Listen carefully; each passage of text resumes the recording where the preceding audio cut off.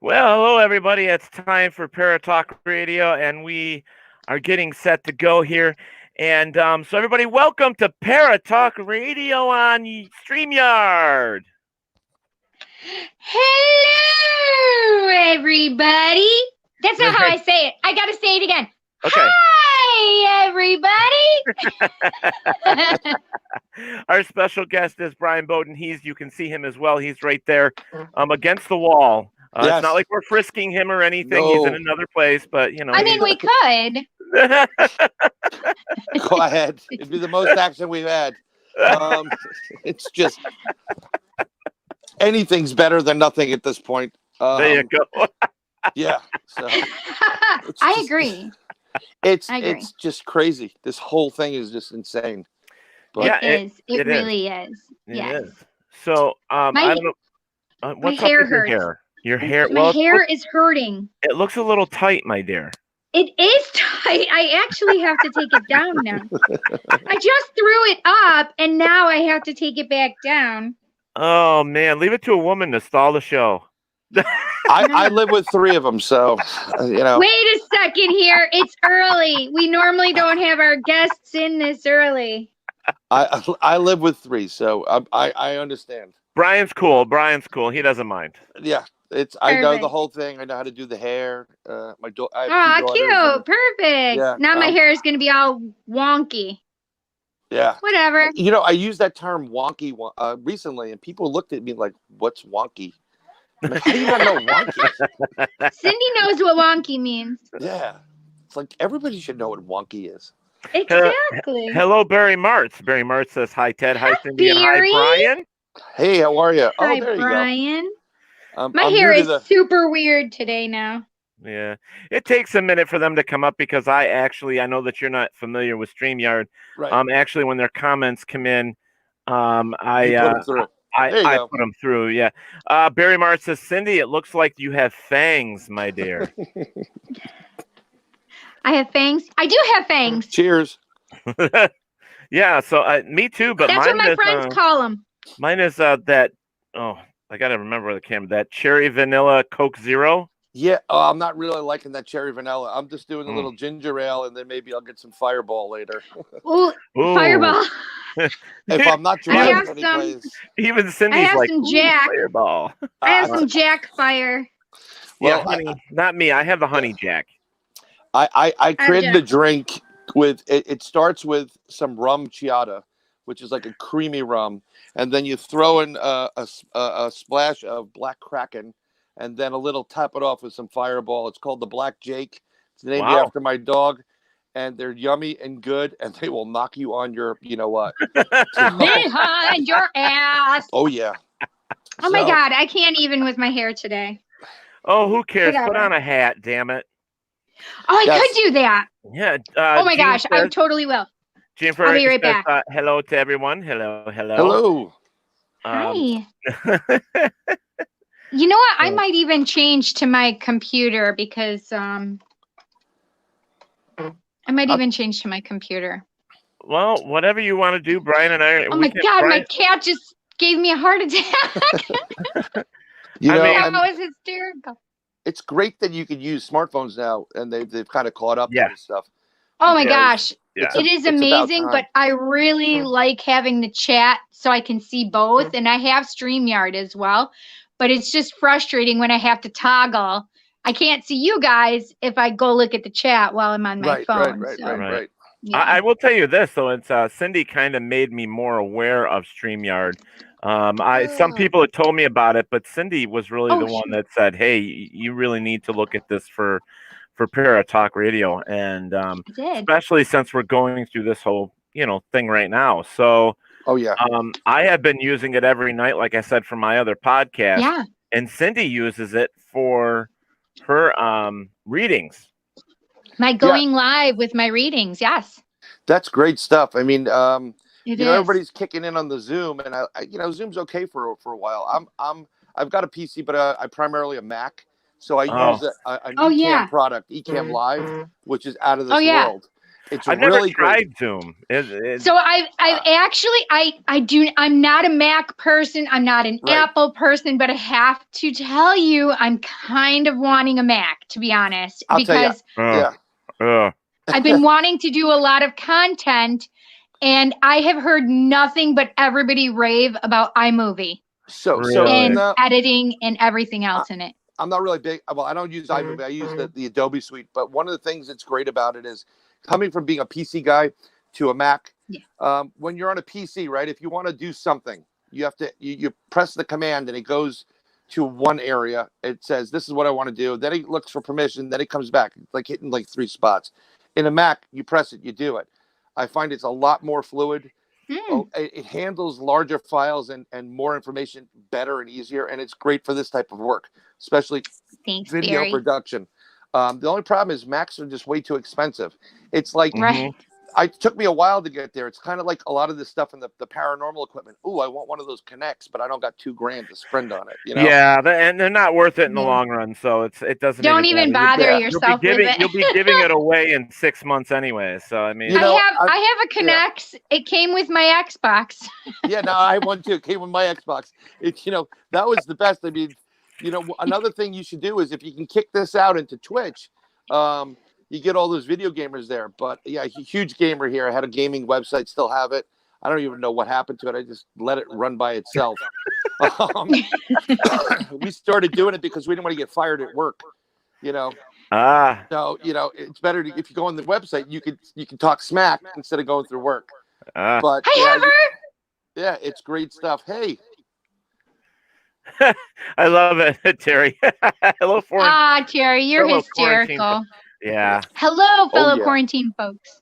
Okay, so I'm going to make a real comment here that if you start a watch party, whether it be you, Brian, or Cindy, StreamYard and a lot of these other things like this, even Zoom is having the problem where their comments are not showing.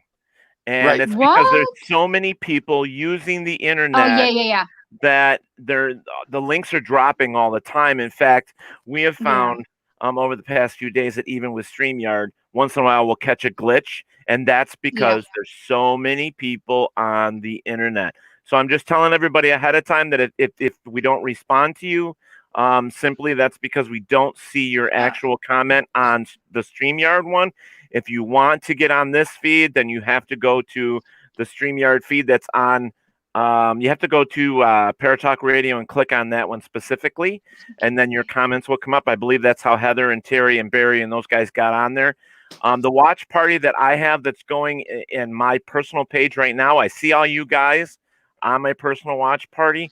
I can see your comments, but they're on my phone. They are not on my StreamYard. So what that means is I have to look up, like you're up here.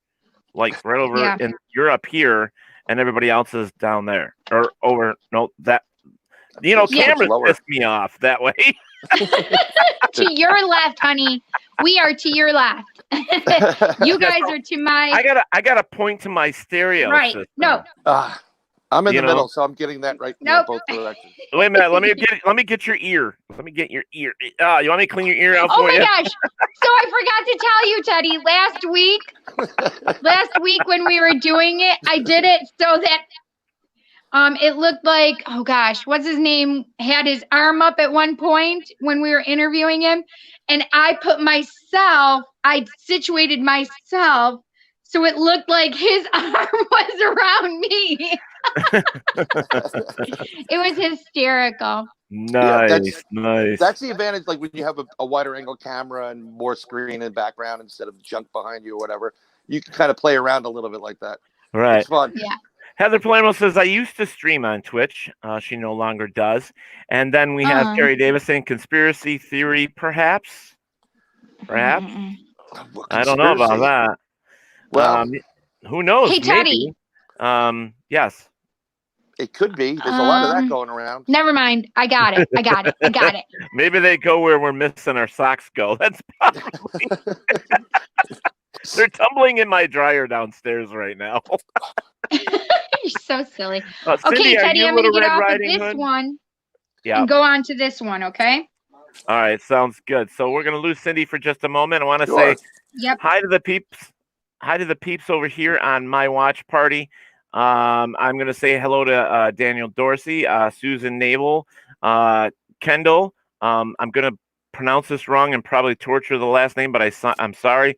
Welpton, John Moore Sr. I actually went to school with you, John. Hello, Tim Conwell. My David is actually here. Hey, Tim. Yes, Tim Conway. Tim Conway, the comedian, you know. Get your dad on too. Get Tom on. Yeah, Tim Conway. Yeah, Chucky Tallman, Dennis Daniel, Stuart Wantman.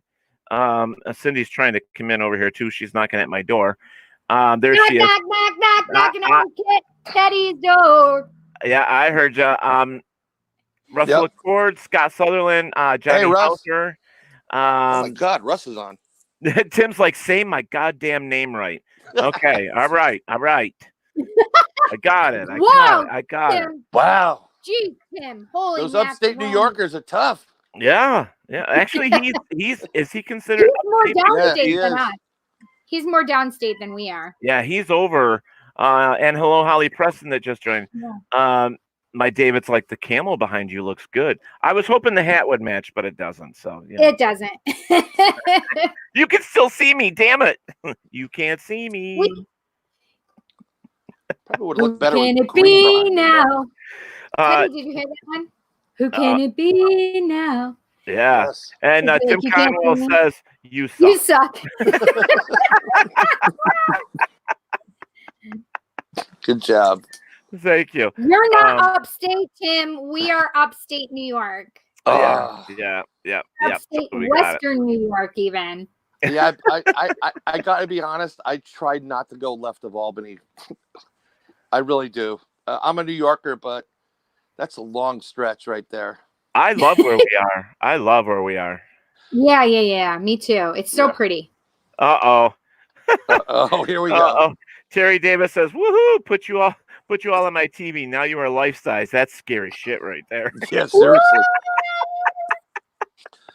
That's what I do too. Cindy, your picture on the phone was much clearer. And really? Yeah, her picture on her phone was much clearer, and she's actually freezing here on the computer. You know what? I'll get it. I got this. I can get my route. I'll hook into my thing. Hang on a minute. Oh, you're not hooked into the router? Wi-Fi. Yep, that'll do it every time. That'll do it. Thanks, Jet. Yep. That is actually going to. Hey, Jet, will you go get my black baseball cap upstairs on my door too? Says Brian Smart.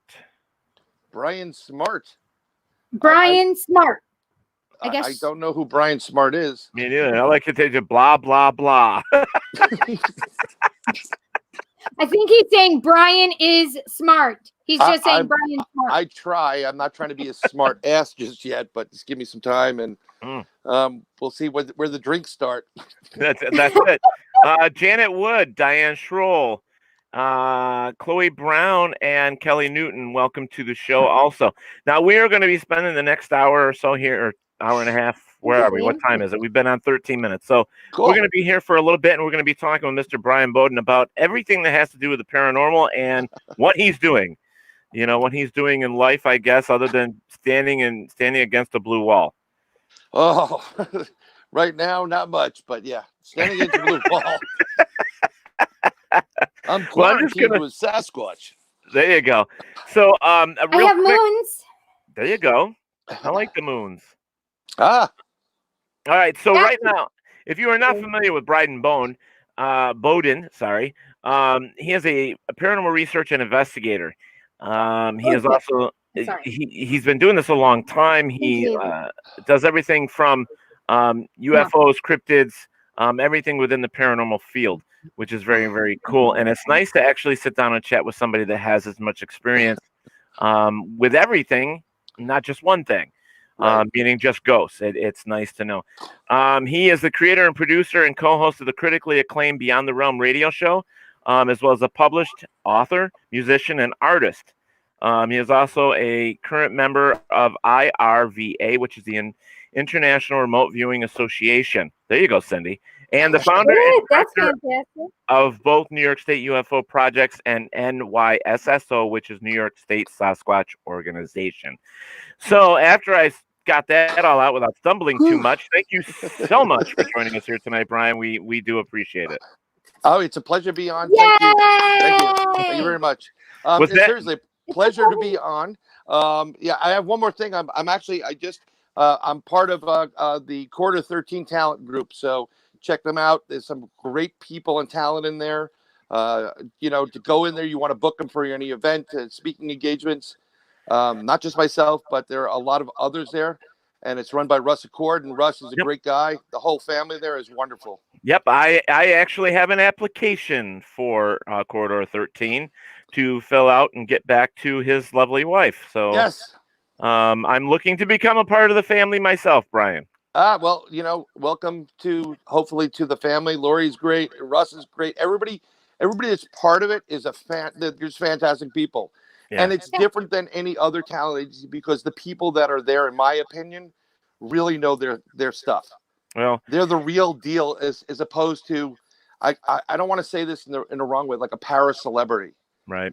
They know what they're talking about. They've been in the field. They're boots on the ground. Mm-hmm. And, they've gone toe to toe with a lot of things out there, which is very important when you're doing this type of work. Well, I think because I actually did some research on it myself because I've been looking for some representation from time to time. And I actually, Tony DeVille, who was on Ink Masters, he was looking also. So Corridor 13 was actually mentioned a few times and was dropped around. And so I reached out and I got his lovely wife to answer back. And I said, "Are you interested?" She says, "Yes. And here's the application." And I just have to fill it out and get it back to him. But you pretty much, when you're looking for someone to help you out with stuff like this, you really have to kind of weigh the scale a little bit. And I've heard nothing but good stuff about Corridor 13. And when you've been in the field for a long time, you want to know that you're going to get somebody that's going to work for you, Oh, 100%. I mean, look, Bob Gimlin's part of it. And, Russ was, they did the Russ and, oh, he's going to kill me. Well, yeah, Russ just did the Bigfoot series. He just did the Expedition Bigfoot. Yeah. And with Ronnie LeBlanc. And, these people know their stuff. What I loved about the series is it's all, listen, whenever you get into production, it's production. So there's a lot of TV moments there. There's crew there. You're not really alone. But the whole thing is, I love the approach they took. Using quantitative analysis, numbers, try to get it to a specific region and spot. And then they employed like real, technology, some serious stuff. And then they backed it up. So it was, some people will say, oh, it's campy. Everything's campy. It's TV. I think it's fantastic. I can't wait for season number 2. Right. And where they go next. I'd love to be part of it too. Yeah, I loved it. I'm ready to go. I'm ready to travel. I got to get rid of these women in my life right now and just send me in the woods for 3 weeks. Yeah, I'm the same way. I mean, I Cindy works with me with GVPI, and we always do. You have to be on the ground running. You have to get down there and look outside the box with this stuff. You can't be so narrow-minded, and you have to look at every avenue. And you find that in the paranormal field, especially, that people get stuck on certain things. And like right now, everybody's stuck on ghost boxes and the Connect, and it's like, come on, guys, when are you going to realize that does not give you evidence? Yeah, I agree with you wholeheartedly. My buddy in my group, Bronxville Paranormal, Al Santariga, love him to death. We've been doing this since he started the group. I was like his number one draft pick besides his brother, who's a parapsychologist. But I was a draft pick on that one. And I was more than happy to do it because it's nice. I've done a lot of investigation on my own and like, I guess, an independent with other people. You meet up with other people and you go, but it's nice to have a group and people you can trust, especially when you get into situations where you really do need to have some kind of backup to watch your rear. It's dangerous in the woods. There are a lot of issues. You can get hurt, you can get killed, and it's good to know you have someone to trust there. But he bought it. What is it? SP7 box, right? Oh, those are the ones that are like. I'm yeah. Like, can you shut the damn thing off? Yeah. Now I put a lot of weight into ITC. Okay. That kind of communication is very interesting because if you have a good recorder, a digital recorder, and you can put headphones in it. Some of them do it in real time. Now, I use one that's from China. I'm not going to tell you. I'll tell you which one it is later, but you may want to clean it when it comes in. A lot. You better leave it outside for 24 hours. You may want to put a UV light on that and maybe bake it. But what's great about my little recorder, it goes for like 72 hours. It has 16 gigs on it, and you can do real-time talk and response, question response. Both of them. Yep. It's really intense. But I also like to do it after the fact. Yeah, these the Connect is nice, and I salute the Ghost Hunters circus. Ghost Inventors for doing, bringing some technology into it. I was gonna say that is not Ghost Hunters that does that. No, but I gotta say this. I loved it. He said ghost. He put circus on the end of it. Yeah, and I did. I loved the way Ghost Adventure Circus. I now have a new way to talk about that show. I love it. Now at the Bellagio. Try the veal. It's good. I give those guys credit because they actually employed real technology in their investigations, which is fantastic. Yeah, but too bad it's not a real show. Too bad it's a lot of crap. I mean, come on, it's entertainment purpose only, and I'm going to tell you that the majority of the paranormal people that are out there truly think that it's a TV show. It's not real. I mean, anybody that's been possessed that many times in one episode or one season, give me a break. Okay, give me a break. Yeah, we don't come into contact with that many ghosts or demons. You haven't been to my apartment yet, so just hold off on that one. Because there's a boatload of stuff goes on here, it's very interesting because I see it, and the best part is, my wife has started to see certain things, and I'm like, yeah, I got you. You're covered, because she's a non-believer. She's had experiences, and she still says the craft that flew over our car in Connecticut that was bigger than Giant Stadium was the weather balloon. Yeah, but I'm going to say something here, Brian. Yeah. And Cindy and I mean, even though Cindy's a psychic medium, I'm going to give her some credit. She still sits there on that fence of being a skeptic and a believer, where I sit on the skeptical fence. And it's like, I would love to believe in this stuff, but until there's enough proof, I'm sitting back here going, whatever. Look, I think a true investigator, no matter, what you're doing, is you have that skeptic side, and then you have that, like, oh my God side, like you want to believe. When I'm different, and one of the reasons why, Al liked me and being part of it is I always think outside the box. I will take everything into play. From the people that say that they're mentally talking to Bigfoot at one point, which I thought was just out of this world, seriously, to like the people that apparently married Bigfoot, and I'll keep it there, and I'll smile and whatever, but in order to do proper research, you have to keep those things as hypothesis. Like, can Bigfoot marry you? Okay, put that question out there, and you keep these boards mentally in your head. Because until you have that experience, it's not real. But once you have an experience and it's like, okay, it did this. Okay, I thought she was crazy, but it did this. It totally changes your perspective. Well, I think to a point. I think to a point it does. I've had experiences with stuff too, but I'm gonna be perfectly honest with you. Unless I can tear it apart and put it back together a couple hundred times, I'm not going to say that it's real until I know. I have to use the scientific method. I have to be able to create this thing. And as well as I do, there is no what do they call it? Shit, now I'm drawing a blank, Cindy. You're supposed to be helping me with this. I know.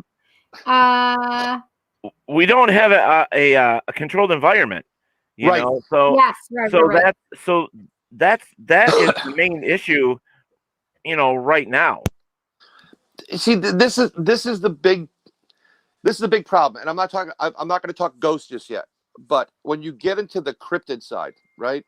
And I'm really heavily in the cryptid side, for the most part. I like that a little bit more than the ghosts. Ghosts are a little bit played. Everybody, I've had experiences. I've had ghosts in my house. I have had things missing, and you see it. And then when you catch an EVP, it's like, wow, that's pretty freaking cool. But that could be a little bit more controlled, believe it or not, because there's, as you know, in New York State, there are certain places like Beekman Arms, and I forgot there's a couple other houses you can go to. There's some places you can go to that have repeated kind of activity. I've never been to Beekman Arms. I've been to a couple other places local by me in the Riverdale area, or Bronx, Upper Manhattan, and in Westchester. And I've had personal experiences there, and they've kind of repeated, but it wasn't like a residual, it changed a tad bit. So there is a little bit of that controlled environment in a way. But when you get to cryptids, I wish I had a Bigfoot I could just like examine, talk to, just discover, what's going on with that. Not necessarily a dog man, because I just want to leave those puppies alone. But there are hey, there must have been a dog in the house. Here. But like I've had experiences with Bigfoot, Sasquatch, whatever you want to call it, New York State, right? Growing up, it was one of those things where I grew up on Leonard Nimoy, In Search Of, and everything was Giblin, Pacific Northwest, right? Bigfoot's not here. Right. Pacific Northwest. Well, Bigfoot is here. Bigfoot's in New York State. He's in Pennsylvania. He's in Ohio, big time. I mean, there's more sightings here than there is over in there, or most of the other country. We have a lot of Bigfoot activity. And I experienced that firsthand in Connecticut at 3 a.m. in summer camp. And then I experienced it again up in Beekman, New York, when we did a nuclear lake investigation where we had the whoops, and we had he threw like a boulder at us, and me actually knocked me out of my chair. But the whoops that took place of that night, and I can go into if you want, it was a whoop, and then the third whoop was about a mile down the road. And I don't know how he got from point A to point B. So that's when I changed my whole thing on. And you're going to say it's the woo, but is this creature interdimensional or has the ability to do that? Yes. And I'm going to say it right now, and I'm going to get a ton of crap for it, and I don't care. This creature, as far as I'm concerned, can do things that relate to interdimensional activity, and it's all quantum based. Brian. Yes, okay? Brian. Yes, Brian. Yes, Brian. Yes, Brian. Oh, can't hear you. We can't hear you. We can't hear you. He muted himself. Right. Up. Okay, so there we go. Now you can hear me. So it was just perfect, Teddy. Cindy totally agrees with you. Yes, totally agrees with you. I am the one sitting here going, no. I disagree with you. Okay. I am going to put up here though that yes, sir. Susi, I'm going to say, I live in Africa. Trust me, I have seen some creepy shit. Oh, I'm sure you have. Yes, I love it. Yes, sir. Yeah, I'm sure you have in Africa. Yes, sir, actually. That's pretty cool, though. But one S. Robert says, now, Robert, he's not on the chat, but I interviewed Robert last night on Talk to Teddy. He being over in Australia, he talks about the Yowie. And there are some things over there as well. So, I mean, these creatures have been known to be seen pretty much on every continent that there is. 100%. They are everywhere, and it's not only just your typical Bigfoot 7+ feet tall. There are other ones that are smaller, like the Alba Witch, which is like 3 feet tall. There's a variety of these different versions of these creatures, and I think they're all related. So different, I guess you want to call classifications. In my opinion, right? My research, my opinion. Honey, I can't get Teddy. Can I ask a question really quick? Sure. How am I looking for you?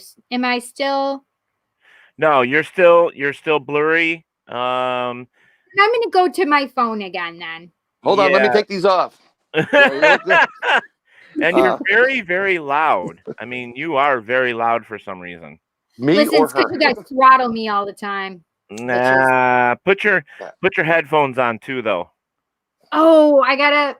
Please. All right. Oops. All right. I'm gonna take myself off of this one. I'm gonna put myself back onto that one, but it's gonna be a minute because I gotta go get some headphones. Okay, sure. Go do what you gotta do. Him and I will hold the phone. Yep. Okay. Knock. No, joking. Well, I mean, when I started saying what I said about this interdimensional type of thing, I mean, I didn't believe it initially. I really didn't. We've had plenty of people we've interviewed, and they used to tell us about it, talking to them in mind speak, I guess it's called, the people call it. And I would like, okay, yeah. And then after we get out there, like, nah, that's a little bit crazy. I'm not saying it's ever spoken to me, because it hasn't, but there's certain attributes this creature does that I've been researching for decades now. And I've finally come up with, I guess it's a theory, and linked it a little bit to quantum mechanics and physics. I had the pleasure of talking over with Ron Moorhead, Sierra Sounds, and he wrote a great book called Quantum Bigfoot. I implore everybody to go get that book, because he's a really sensible kind of guy. He's got no dog in the hunt, right? He's got nothing. He's not making money off of this, right? Okay? Right. And he proposes, and he brings to you a lot of research, and backs it up with quantum mechanics and stuff, which I knew about because I did study physics for a while. I was toying with, when I went to school, being a physicist, but you can't make money there unless you're an evil genius and work for Dr. Evil, the details of my life are quite. But so I studied a bit of astrophysics, regular physics. I was in engineering for a bit, and a lot of the experiments they're doing today, and they've been able to replicate. And it's not just U.S. based. You've got to look at other countries, and one of which you have to look towards Russia, because they do things differently, but they really do expand on a lot of what they're doing. They know their stuff too. Yeah. And it's everything the Bigfoot is supposedly does, like disappearing, cloaking, going from one point to another interdimensionally. It can be done. It's been proven. They've moved particles from point A to point B. So just because we're not aware or comprehending, the science behind it just yet, there's so many people like, oh no, that's woo. I think it's disrespectful to start calling people, oh, that's woo. I don't believe in the woo. Because you're taking a group like all of us, this paranormal stuff, right? Mm-hmm. Where we're ridiculed to begin with, and now you're sub-ridiculing people within the paranormal. And see, and I get that. I totally get where you're coming from, but I'm one of these people. I mean, I am a skeptic. I don't tell anybody, I'm not going to put down you, certainly, Brian, for what you believe in this stuff. I'm not going to do that. That's not the way we're supposed to be. We're supposed to listen and hear what people are saying, and then you take what you want out of it, of course, but that doesn't mean that you have to, disrespect these people. And that's something that I myself, as an individual in this field, I will not do. Right. Do I believe that these things fly, go from one place to another I can't even say it right now. Interdimensionally? No, I don't. There's too many things that still points to bottom line. Right. We don't have evidence that they even exist. We have Bigfoot prints. We have people saying that they exist by seeing them. But I can tell you, I have evidence of poltergeist activity. I have people that have shadows. I have people that have EVPs. But that doesn't mean that they exist. Right. And I'm with you on that. See, this is the side of me that why my buddy in the group that I go with likes. Welcome back. Why they like me is because you are 100% correct. There's nothing in the public domain. Hear that? The public domain. I do hear you. Proof and existence of these creatures. I do believe in the private sector or military or governmental base. They have these things. So you really truly believe that they have this stuff, that they have evidence that Bigfoot, UFOs, and ghosts exist. You believe that? I'm sure of it. I've talked to enough. I'm very, very close, like almost like a brother with a lot of people I've grown up with that have gone a route military govy wise that are well informed and have more to lose than gain, and in their way have acknowledged that they exist, and they can't go further than that because of this. If I had security clearance, it'd be a different story. I don't have security clearance, but when you start talking to people that work for agencies that they could really, I mean, we're talking about going to jail, real crazy stuff here, and they're confirming things that you're hearing, other places. Or I have one buddy that will he'll the way he says it, like, nah, they don't exist, and he kind of like looks away with his eyes widening. He's like, that's the hint and the clue. But yeah, I do believe these. I've had experiences with them. I've seen them. I've had a physical interaction with these things. Okay, I've seen UFOs. I've seen unidentified flying objects. Are they alien based? I have no clue. I've never met an alien. I've met illegal aliens. Well, this is not a real alien. This is something that happens. Is people when people hear UFO, they automatically assume aliens, and it doesn't mean that. All it means is an unidentified flying object. That's it. And Cindy, I'm going to say that, you know what? If you, I would prefer you not use the headphones now, because that microphone is so terrible. It's making this noise. It's moving around and making a lot of static through the thing. I don't know if it's the headphones or just, but yeah, I would almost rather you just do it the way you were doing it, because it's just when you move, it makes a real staticky noise. All right, I'll just hold it then.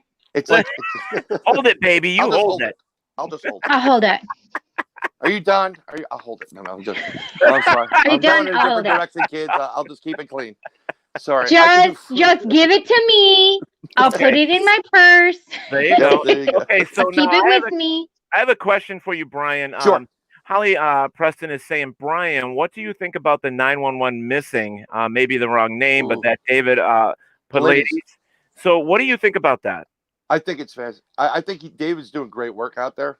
He's really doing some top-notch stuff. And there's a lot going on there. There's multiple things that I think are taking place there. It's not just, I think people are being snatched by creatures, entities, or beings that can be interdimensional. I don't know why, though. Wait, where is this happening? This is in national parks all over the country. Oh yes. They just go missing.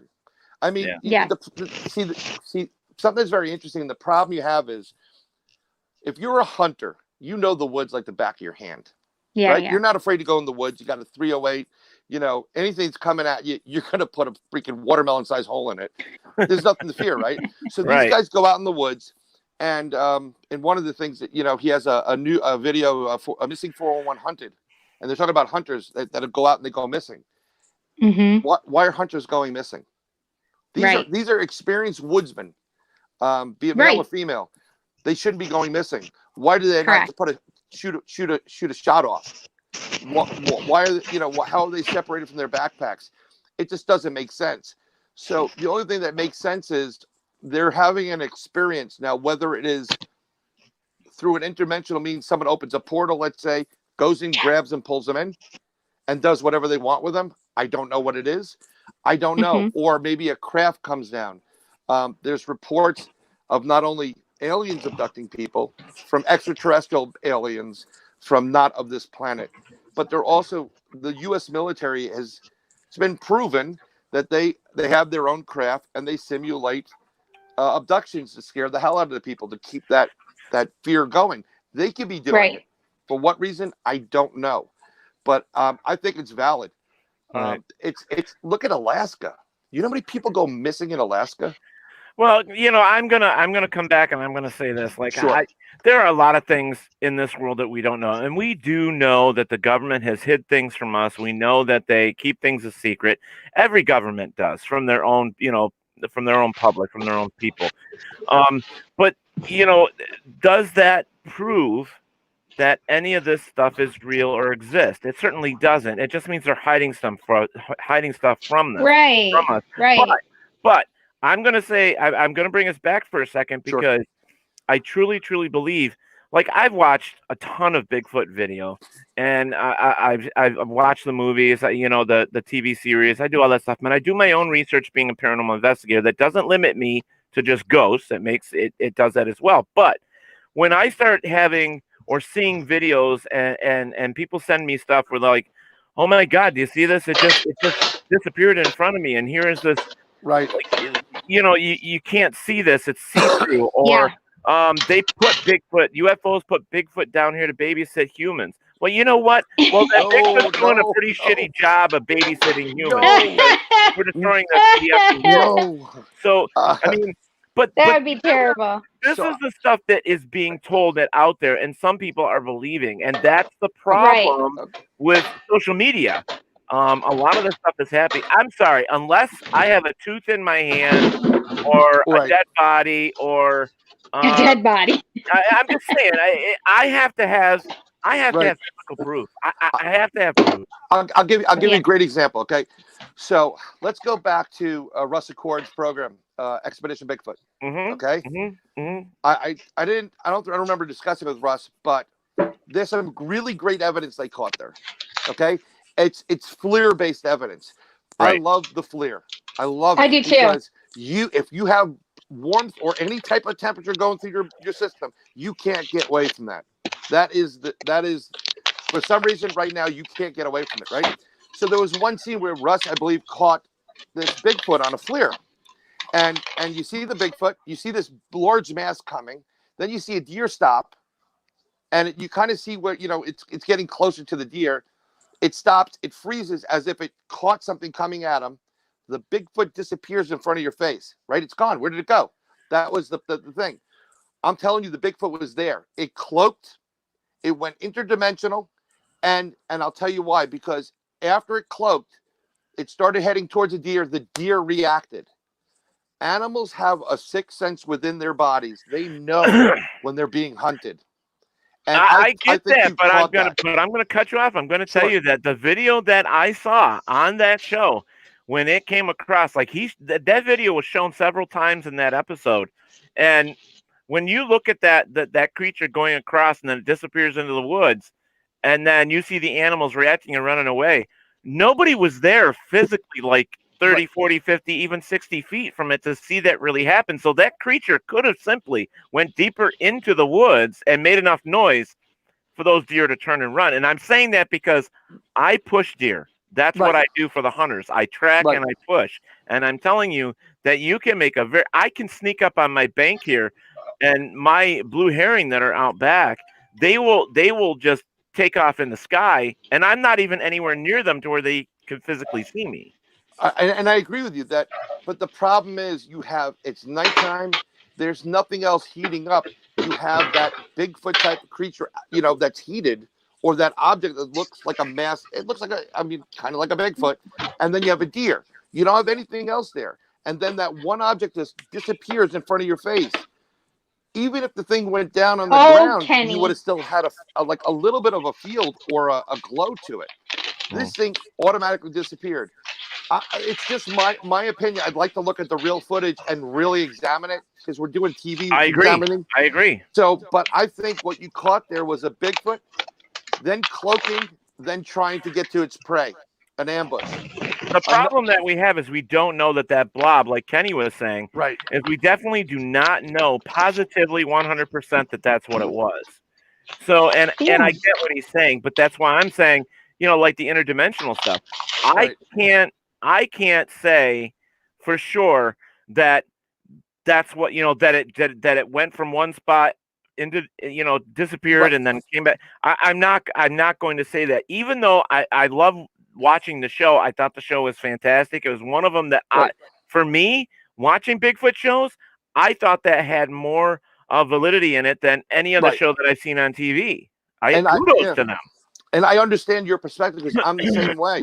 I'm not physically there, so I'm observing as a conscious objector to like what's going on there. I'm trying to break it down where I've heard the lies before, I've seen the fakeness and whatever.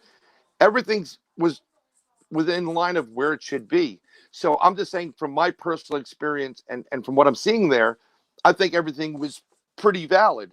There's another film which I just talked to the guy that made it, Jay Bachochin. It's called Finding Jay. It's on Amazon Prime too. Very interesting film. He did it out of his own, because of his own research. And there's a scene in the film, and I said it to him this way. He had a scene where they're standing there during the day, and there's a tree in the background. You can see this tree there. And then, like, next scene, one of the guys goes, "Hey, the tree bent," and the branch bent. And I said to him, I said, I will lay you money that one day when we have a filter, which we can go see, we only have a spectrum that's so big for our eyesight. And then anything out of the spectrum would be cloaking technically. I think Bigfoot goes out of the spectrum to get interdimensional.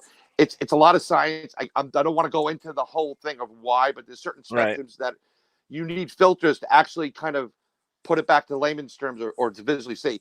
I think we will eventually adapt a filter, and I guarantee you that once that filter's there, when applied to a lot of the video and film that has been taken of certain areas of the forest, whether they intentionally went out for Bigfoot or not, will catch. Oh, you'll see Bigfoot standing right in your face, right in front of you. Oh, you just popped out there for a it's second. pretty interesting. I don't know. Did you have Am a I still call or there? something? Yeah, I'm still here, but you're hello. I see you. Hold on one second. Let me see if can you hear me? I can hear you. Okay, because I can't hear anybody. That's why. Oh. Hold on. I'm trying to get back up into the mode. Okay. Let me see. Oh, there we go. Sorry, okay. I can hear you now. Good now? Okay. Yeah, I'm good. Someone called in, so I can't. I got to figure out a way to maybe do not disturb or something like that. There you go. Make my life a little bit easier. I had a couple of the comments here. One I want to say to Holly Preston. The video, I don't have the video. You can actually find online. It's actually the first season, and you'll have to watch the whole series because the series was actually excellent. I love the series. She also puts here cloaking, invisible tree people. Some swear it's real. And you know what? There are a lot of people that believe that stuff is real. But unfortunately, the way I look at it is that if you're serious about being in the field of paranormal investigation or even ghost hunting or cryptozoology, you have to be able to look at the wide spectrum. You have to be able to separate things. You can't just automatically believe what you see. You have to do your research. You have to tear it down and rebuild it. And because of the fact Bigfoot is a cryptid, there's no way you're going to get a controlled environment, and it's the same with ghosts. You're never going to get a controlled environment. So the best that you can hope for is with the film that you get, whether it be a camera or a video camera or even these professional cameras on TV, the best that you can hope for, because the distance is so far, that you caught something and that other experts in the field can actually tell you what they are. And that's and it's still that's the best you've got. It's still not evidence. So here's the thing about Bigfoot. Okay, so Bigfoot is very aware. It's this is from my interpretation. This is a theory I have. This is through research that I've been doing. Bigfoot is very aware of who humans are, what they are. They know what cameras are. They're very aware of their environment and being seen. And the reason why you get a lot of blob squatch, as they call it, is because I personally believe that they use an infrasound type of technique, which actually, between that and their cloaking ability, can interfere with the visual spectrum range for both digital cameras and regular non-digital type of technology. It creates like a wave. It's a cloaking ability. Because they're aware you're there, they will cloak themselves because they just don't want to be part of getting caught. And that's why you're getting a lot of blob squatches. It's when they're unaware that there's a camera present or human beings are somewhere around that you get better images of them. And I always point to the image of there's an eagle camera. I think it's in the Pacific Northwest. Maybe Washington State, Eagle Cam, and they were looking for the babies to be born, and you caught a little bit of the bottom of the forest there, pretty clear. And in one of the images, so you're getting a little side view of it. If you look down, they caught something looks like a giant monkey or gorilla playing around down there, and it was fairly clear because this creature was not aware that you have a camera 25, 50, 100 feet up in this nest. So that's one of the theories I have. If they're aware of it, they're going to cloak and they're going to get out of sight. There's another thing. National Geographic did this whole thing, I think, in Alaska, and in that video, you kind of see the banks of a river and this creature that looks like a Bigfoot, comes out of one point and it's unaware that there's filming there and kind of like walks around a little bit. It disappears in front of your face and then it appears in an instant about 50 feet away in a different part of the bank. Yeah. So I think once they're aware of this thing, they have the ability to come in and out when they need to. It's a protective thing. All right, so I'm gonna. Kenny Biddle was just saying, film and digital sensors are sensitive to specific wavelengths, right? Which we know and can make visible. There's a lot of special pleading or logical fallacy going on out there. Right. There's different spectrums. So there's the infrared, spectrum. There's a lot of stuff going on there. There are certain areas like infrasound. Yes, my phone could pick up infrasound. I have a couple of apps that will pick up an infrasound. Will I hear it? No. There are certain infrasounds that are actually audible to younger people than to older people. They use it actually to get people away from hanging out. Kind of sounds like a mosquito. Unfortunately, my wife and kids always hear it. My wife's like, "Oh, that hurts," and I'm like, "Okay, she's got good hearing, type of thing." I don't hear it. It's up to a certain point where I'll hear it. Then you get into this whole audio spectrum of the first movie to do it was The Exorcist. They were the first ones to employ infrasound in their soundtrack. That's why it was so scary. There's a spectrum around, I think it's 13, 14 hertz, which it just makes you feel dread. It's just like, it's kind of like a fear cage. It's like, oh. And that's why it worked so well. That's why it was so scary. Besides the fact that Linda Blair was doing what she was doing, I mean, that was pretty damn scary. But that little edge that you're unaware of, the ability that lions have to put out infrasound. Yeah, if you record it, and you have a professional recording, you run it through some filters, you'll see it. You'll see certain wavelengths of it. With like I said, your camera may be catching stuff, but it doesn't know how to break it up or process it digitally to make it, like to reformat it as a Bigfoot. But I'm almost positive we'll have the day where we'll have filters like, let me run that video footage through this, and you'll see a Bigfoot standing in a tree, and you're like, oh my God, there was a Bigfoot right there that day. Because it's just, we're not up to that technology yet. It's, if I had that filter, I'd give it to every investigator. Go out, go find a Bigfoot. I think you get better pictures of it. But you're right. Until we have a physical being or a body, and I'm not one of those guys for hunting Bigfoot. Leave Bigfoot alone. There, you wouldn't want to be hunted. Leave it alone. We're not going to know. It's just not. It's not possible to know. Tito here was saying that, are there professional hunters that have seen a Bigfoot? Now we certainly have heard from many hunters within out searching, out doing things that say that while they were hunting, they came across the creature, and not just in the United States. We're talking Russia. We're talking everywhere. That hunters, the people that are trying to go out and catch a deer or an antelope or whatever that they're after, have claimed to see this creature. And I believe that we're always going to have these stories. To be honest with you, we're always going to have them. The problem is that we don't have substantial proof. Like I was told the other day that the government does have DNA of Bigfoot. And the reason they're saying that is because it's an unidentified ape species. Well, to me, that doesn't mean it's Bigfoot. Nope. Exactly. Correct. Exactly. There's a lot of stuff out there. And we hear Bigfoot is one of my favorite categories within this field. And Cindy will tell you, we have more Bigfoot researchers on our show than anything else, because this fascinates me so much. Yeah, I'm with you. I mean, I'm still fascinated with. I mean, we do Dogman stuff, but let's that's later. That's something I never wanted to believe it was true. Right. But that's a lot later. But Bigfoot has always fascinated me. I go out and my youngest goes, "Dad, you're going to look for Bigfoot," and I talk about it a little bit, but not too much. I don't want to scare him. She goes, "Can you bring him home for a tea party?" I'm like, "Oh, that'd be nice." Harry and the Hendersons. Yeah, Harry and the Hendersons. You show me, but Bigfoots aren't like that. That's this is like 1,000, 1,200 pound being.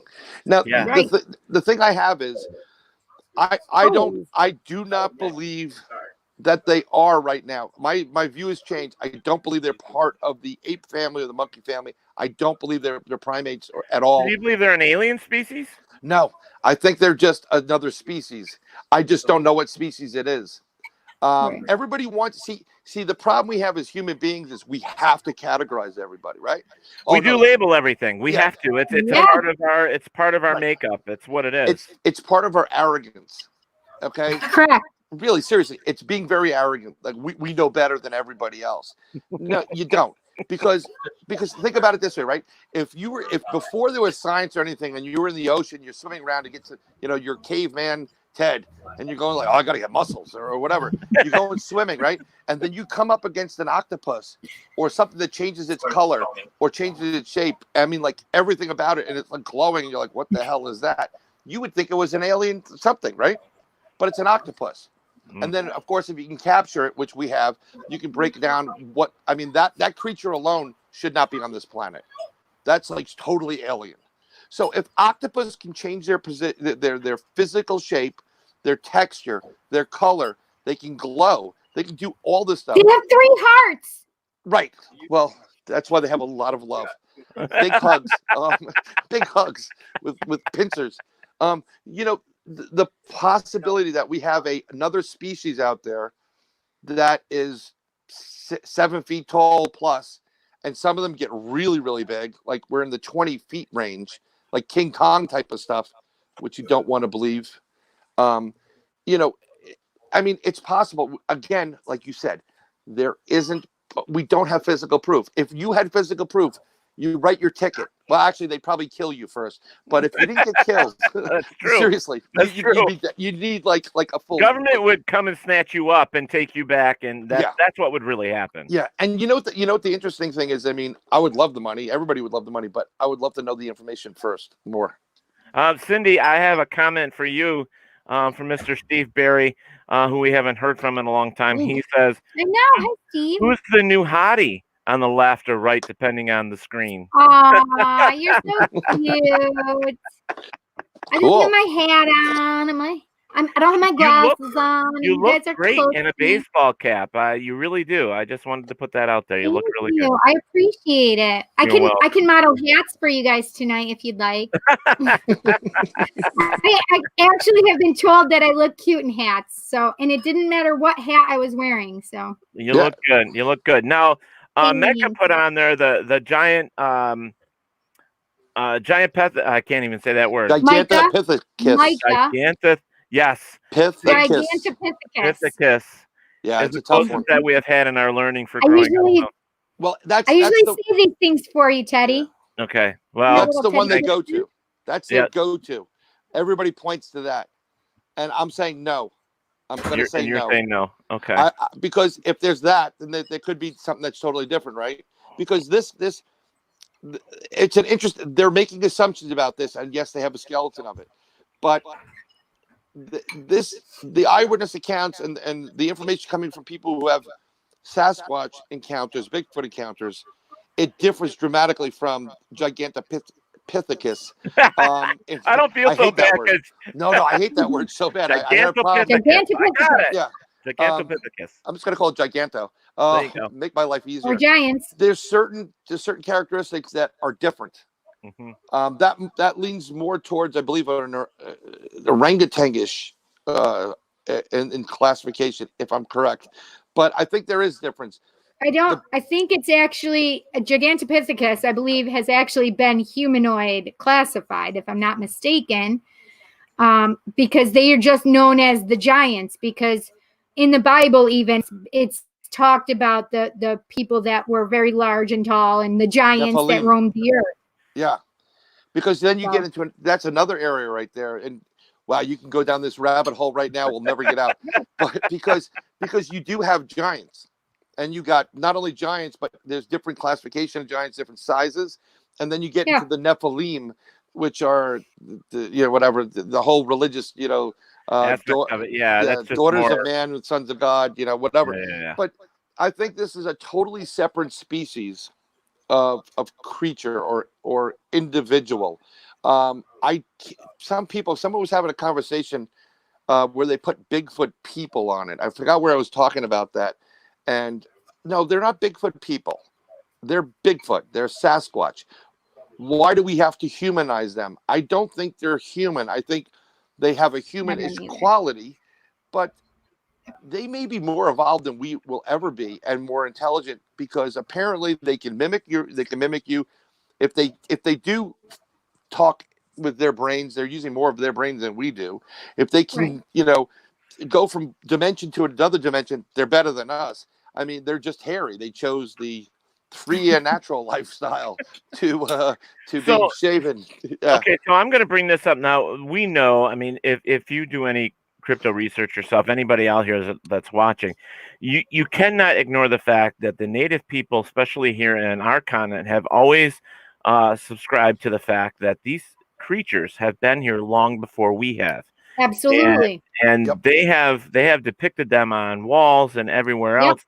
And they actually have stories. Now in Canada, they are saying that we've talked to a couple other Bigfoot people that say point blank that the Native Americans believe this is another species, and they give them their privacy. They give them their room. Yep. You do not go to their territory. You do not, because they believe that they have their rights and their freedoms just like we do. And to step back and say what you did, Bryan, about classifications. Now, it is true that we as humans always take something that we've never seen before and give it a name. And that's because we have to find mentally in our brain, find a way to make sense of it. Right. And sometimes if you give it a name, it makes sense. Right. Kenny Biddle, I just have to say something. Kenny Biddle, they have found bones for Gigantopithecus. They have. I don't know if that's what you're talking about, but he's like, why haven't we found any of these giant bones? We have. It is scientifically documented. Yes, we definitely found Gigantopithecus bones. But not Bigfoot bones. Well, not Bigfoot bones. Hold on. Gigantopithecus. Right. But so he's talking about the giant bones. Right. We found giant bones. And talk about giants. Yes, Smithsonian had them. Anytime there's giants in related, although I think they recently found some more giant bones, but I have to look into that. They always get, I believe there's been 2 sites. Taken from them, because that would really blow the minds of people, other than some other facts. But as far as Bigfoot is concerned, that would just really blow people. You mean there's like 30-foot giants out there? Like, yeah, there's 30-foot giants, double row teeth, clown. Yeah. Thank you, Tim. One of the things is from what I understand, going back to the Native Americans, that Native Americans were very much in touch with the earth, Mother Earth, the Great Spirit. They took care, concern, and pride in how everything worked, because we're all part of this gigantic, fragile ecosystem. So you have to respect the buffalo and the deer, because that's your food, and you have to, So when the elders passed away, they buried their elders in graves, and they preserved. It's very important to the culture, the heritage, and you respect your elders, whether they're here or they go to the Great Spirit. If these Sasquatch, which have been interacting with native or indigenous people, North America all around, they believe these creatures are guardians of the earth, and maybe of the spirit realm. So they're going to, carry on that characteristic. Maybe they knew how to bury their elders because the Sasquatch said, "This is what we do." And I know that these Sasquatch do bury their well, I can't say I know because I haven't seen them. Okay, I'm going to be straight up with that. Right. We've had a couple of sites in New York State, and I can't go into where they are, but it sure as hell does look like a burial site. And when we get close there, initially when we started getting close there, we had a lot of activity, a lot of prying eyes on us, and but we were very respectful of the. We wouldn't do anything stupid there. So, but I think it is a burial site. I'm not about to dig on there to figure it out, though. Right. Now, I got a question for you from Barry Martz. He says, question for Bryan. What are your thoughts of the possibility of Bigfoot creating confusion to onlookers in the woods, whereby Bigfoot has the ability to alter its environment so it would feel like you are getting lost in the woods. I think that it does have that ability, and it uses infrasound to do it. There's plenty of people when you're approaching a certain area where Sasquatch has been, you always have those stupid people who just don't listen to the signs. Hey, let's go to the house with the chainsaws. It's like, it's the murder. Thank you. There are people that said that they were walking in the woods. They've had experiences there before, and then there was they got this feeling of dread, like they had to go, like it was unnerving. I think they use infrasound or projection to put that fear into you, to make it happen that way, so you back out and they can actually get cover, or they can go, if they don't want you to go there. Go ahead. No, go ahead. Well, I was going to say that a lot of times, you hear things about rock throwing. They'll throw rocks at you. They'll throw with you. That's their way of saying you need to leave here. And if you keep pressing, it'll get more and more violent. And the reason why they're doing that is there's been situations that we've investigated where they're protecting that human being because there's a dogman up the road, kind of thing. You're getting close to the dogman territory, and they're not going to be nice to you. And there's also or a younger Sasquatch in a rut type of situation that's going ballistic, like a teenager, and you don't know what it's going to do. Like heavy metal, rock and roll, because they are those too. Rock on. Well, I'm a very big fan of the dogman as well. Dogman is a huge part of my ancestry, to be honest with you. Right. Anyone that's and has that Native American blood has always believed in the dogman type creature, which we would consider in some theories, for people to understand, would be werewolf. But it's when you I'm just charging a little bit. I got to charge a little bit here. So. You're fine. But it's one of those things that these creatures, no matter what the creature you're talking about, and you could be talking about Mothman as well. That I was always totally talking in my head about Mothman, and you totally picked up on it. I did. But there's always stories, and no matter what we hear now, prime example. Stories such as Bigfoot, the Dogman, Mothman, whatever. These are stories, secondhand stories, third-hand stories. This is the stuff that comes across, and we do our best as investigators to take the information and see if there's a way we can prove or disprove what they're seeing. And the Dogman, especially, and Mothman have been compared to the stupid. It was sort of stupid, but to the movie that was created called Blair Witch, that is just another put on. It's another thing that was just associated. It was a student film, actually. Right. But people associate a lot of that stuff like that, saying it was just a film. So when these people are out documenting Dogman, Bigfoot, Mothman, it's something that somebody put together. It can't be real. And what gets me is when they say it can't be real, because psychologically, when somebody says can't, it's because of their own fear, and they don't want to know if it's real.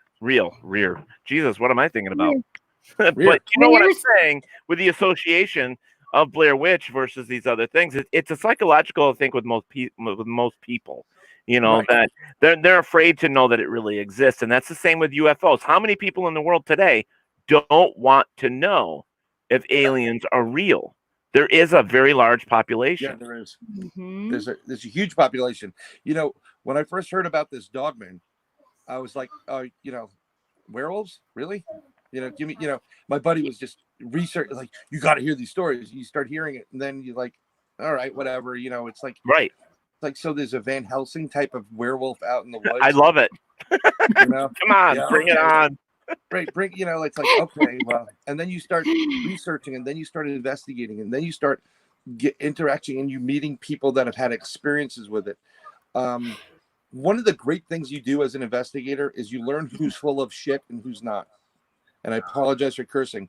You learn how to quickly tell the people that are passing off the BS. They want to be famous or for whatever reason. And then you see the people Oh, sorry. Ooh, sorry. No, you're good. No, this is just something we started on Talk with Teddy because we had Kenny Biddle on, and he uses the F word a lot. So, no, you're fine. That's hysterical. Oh my God, I love that. He's going to be saying it all the time. I've already said bad words. We're rated R. We're rated M. So you're good. So am I. So I try not to because my oldest is starting to listen to some of this stuff, and their friends are starting to listen to it. I'm like, okay, I can't have like a pouty mouth, otherwise I'm gonna get crap. We lost your volume a little bit. You're not as loud as you were. Yeah, I was just gonna say the same thing. I'm gonna do that right now. I just don't want my battery to die. So just hold on 1 second. I'm gonna plug in my microphone again. Oh no, that's fine. Is that better? Yeah, that's definitely better. But if you have to leave your phone, plugged in, that's fine. Just bring it a little closer or something. Right. I will do that from now. I'm trying to move in a little bit closer. I'm also getting like that. Can you keep it down? Oh, that whole. Sorry, we're only live. I'll keep it down now. Thank you, Mr. President. I'm just talking to the president. You can tell who the people are that align to you. This right here, the eyes, they give you away every time. And when you see somebody who's had a genuine experience, and I got to be honest, if I saw a 12.5-foot werewolf. Yeah, I would. You could see it. There's something believable about it. Then, when you're out in the woods and investigating one thing, and you hear that crackle or cry from one of these things, and it just goes right up your back, and your hairs stick up, and it's just insane. And then. And then when you come up and you're 25 to 30 yards away from something that is at the sitting height is 6'1", that has the pointed ears and looks, you don't see the teeth or anything. It's in shadow or silhouette, and you're seeing it. You can see the eyes glowing, and you're like, that's the biggest dog I've ever seen. And I've known dogs because my family was in the show dog business, and so I know what the biggest dog is, the Leonberger or whatever. Sitting down is about 5'10", a full grown one, right? This thing was 6'1". My height, I'm on a 3.5 foot embankment. This thing is big, and it's just sitting there staring at us as we're getting our stuff back into the car from an investigation. It's pretty unnerving. It really is. I don't want this creature to be. I really don't want it to be real, but. We've also come across where we had our experiences with this Sasquatch I was telling earlier about it moving from whoop whoop to, this was in the pitch black. We went back 6 months later. We found a den there. And if you look at the photos, and I'll send them to you, offline, you can post them whatever you want. You can see there's something that definitely looks like a canine or like a soldier type of ones with the pointed ears, like a German Shepherd, but like on crack.